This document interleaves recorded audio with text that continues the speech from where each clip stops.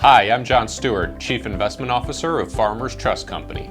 This is the Investor's Edge. The Investor's Edge, Market Insights with John Stewart, is brought to you by Farmers Trust Company.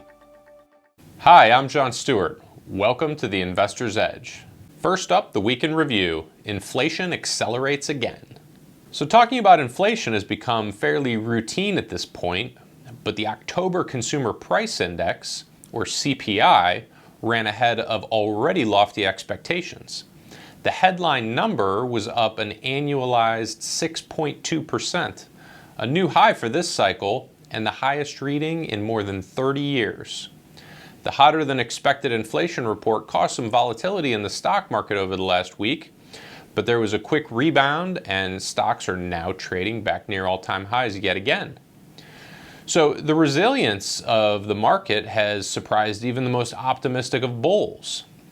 Ultra-easy monetary and fiscal policy over the last 18 months, along with few investment alternatives given the low level of interest rates, has created a dynamic where each market pullback is relatively short and swift. The market also loves to climb a wall of worry.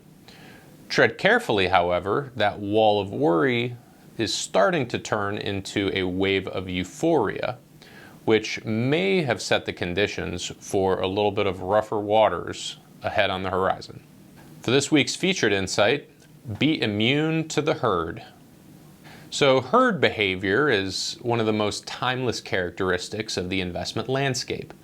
Tulip bulbs in the 1600s, industrial companies in the 1920s, dot-com stocks in the late 90s, and here in 2021, pick your poison. There's plenty to choose from. Cheap money usually fuels the fire, and investors jump on board for little reason other than the price keeps going up.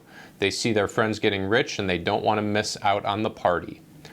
I always caution investors to beware the most popular and crowded trades because they tend to be the most overpriced and the most vulnerable to downside should market conditions change.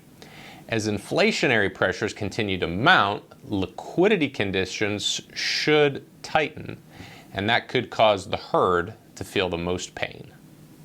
Looking ahead, Powell or Brainard? So the Fed has been instrumental in keeping markets moving in the right direction for the last couple of years. Okay, well, really since the financial crisis of 2008.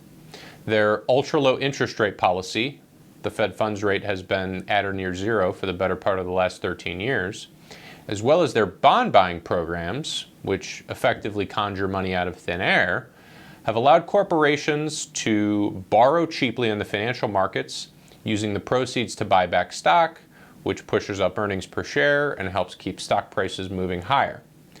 Now, this more activist Fed has spanned three chairs: Ben Bernanke, Janet Yellen, and current Fed head Jerome Powell. President Biden is currently deciding whether he wants to keep Powell or choose Fed Governor Lael Brainard. In fact, it's possible his decision may have been made by the time this video airs. Should Biden choose Brainard, it's likely she would be even more liberal with her use of monetary policy, something that's tough to believe given what the Fed has done over the course of the last 18 months. Nevertheless, on balance, that's likely to cause further downward pressure on the US dollar and continue upward pressure on inflation. Once again, I'm John Stewart. Thank you for watching The Investor's Edge. The Investor's Edge, Market Insights with John Stewart, is brought to you by Farmers Trust Company. Thanks for watching the video. Be sure to like, subscribe, and hit that little bell for notifications. And also make sure to connect with us on Twitter, Facebook, and LinkedIn. For all of your business news, visit businessjournaldaily.com. For all of your arts and entertainment news, go to afterhoursyoungstown.com.